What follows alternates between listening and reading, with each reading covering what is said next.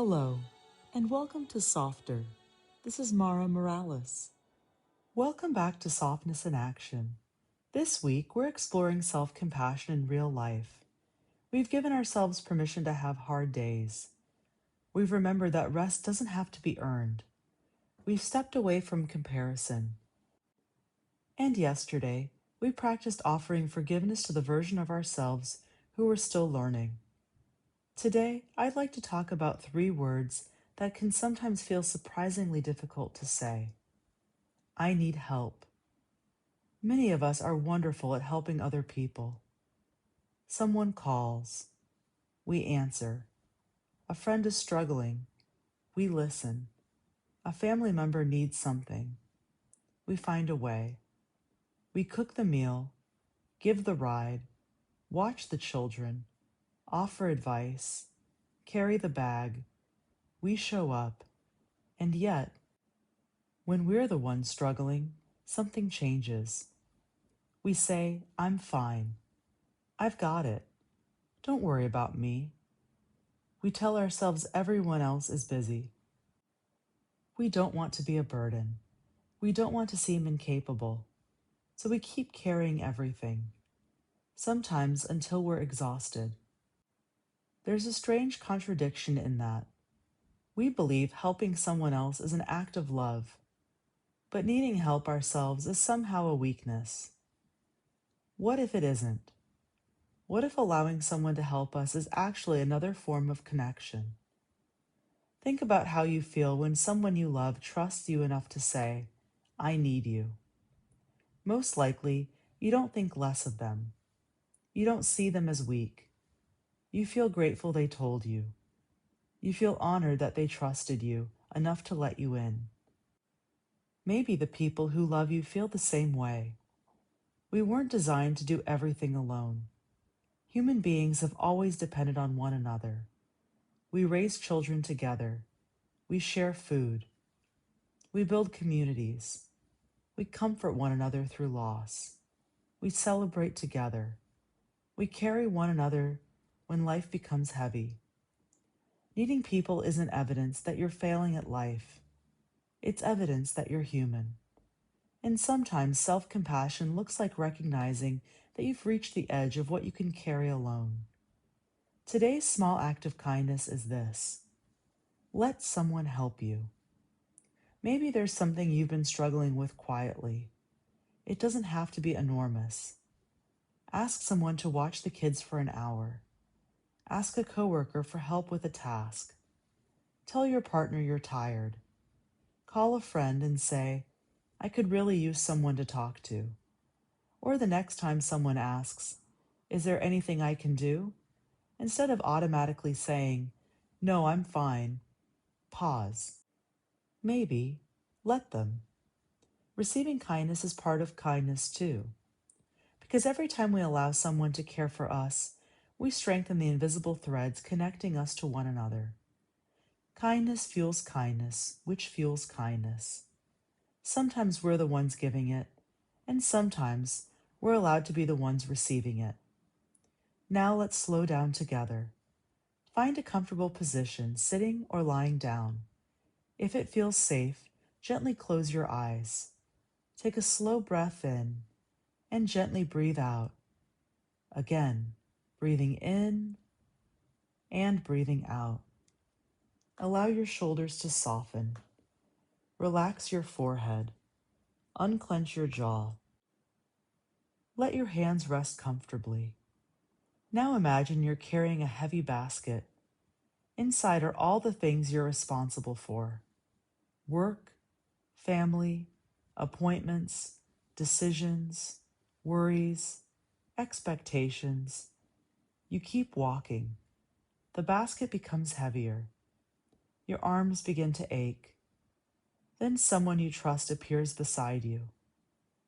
They don't take the basket away. They simply reach out and say, let me carry one side. Notice your instinct. Maybe part of you wants to say, no, I've got it. Instead, imagine saying, thank you. They take one side, you take the other, and together you continue walking. The road hasn't changed. The basket hasn't disappeared. But somehow, it feels lighter. Take another slow breath. Silently repeat, I do not have to carry everything alone. Receiving help does not make me weak. I am worthy of the same care I so freely give to others. Take one more slow breath in and gently breathe out. Rest here for another moment. Let yourself experience what it feels like to be supported. Then slowly begin bringing your awareness back to your body. Notice the surface supporting you. Wiggle your fingers, wiggle your toes, and when you're ready, open your eyes. As part of this week's Softness in Action Challenge, spend a few moments with your journal. Reflect on these questions. Why is it sometimes difficult for me to ask for help? What am I afraid might happen if I let someone see that I'm struggling? Where in my life could I allow someone to carry one small piece of the load? And perhaps one more. Can I believe that I deserve the same support I so willingly give to others? You don't have to wait until you're completely overwhelmed to reach out. You don't have to prove how much you can carry. Sometimes strength looks like holding everything together. And sometimes strength looks like handing someone one side of the basket. Before we finish today, I'd love to share another softer story. This one comes from Melissa in Raleigh, North Carolina. She writes, Dear Mara, after my second child was born, I became determined to prove I could handle everything. Whenever someone offered help, I said no. My mother offered to bring dinner. No, we're fine. A friend offered to watch the baby while I slept. No, I've got it. My husband would ask what I needed. Nothing, I'm okay. Except I wasn't. I was exhausted. One afternoon, my neighbor knocked on the door, holding a pot of soup. Before I could tell her we didn't need anything, she smiled and said, You don't have to need it. I already made it. Then she walked into my kitchen, put the soup on the counter, and held the baby while I ate. I remember sitting there with this warm bowl in front of me and suddenly started to cry. My neighbor looked at me and said, You're allowed to let people love you. I've never forgotten those words. I had always thought that accepting help meant I wasn't capable. But that day I realized something. Maybe independence isn't doing everything alone. Maybe it's knowing when you don't have to. Now, when someone offers genuine help, I try not to automatically say no. Sometimes I still do. I'm learning. But every once in a while, I take a breath and simply say, Thank you. That would be wonderful. With gratitude, Melissa from Raleigh, North Carolina. Thank you, Melissa, for sharing your beautiful story. You're allowed to let people love you. Maybe that's something we all need to hear. Because sometimes love arrives as encouragement. Sometimes it arrives as a phone call. And sometimes it arrives as a pot of soup. We don't have to refuse kindness simply because we could technically survive without it. Life isn't meant to be something we merely survive on our own. We're allowed to support one another through it. So today, notice when you're saying, I've got it. When what your heart really wants to say is, please help.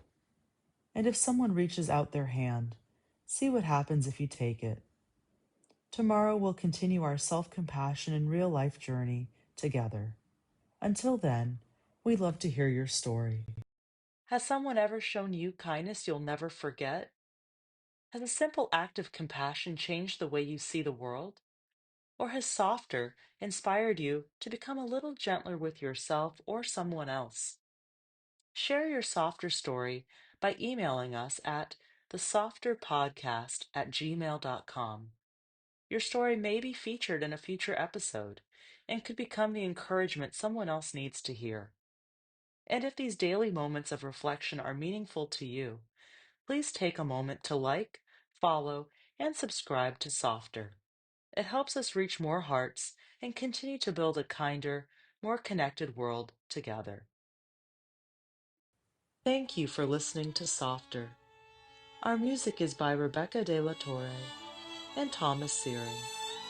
Softer is produced by Michelle Severson. This has been Mara Morales. Carry the softness with you today.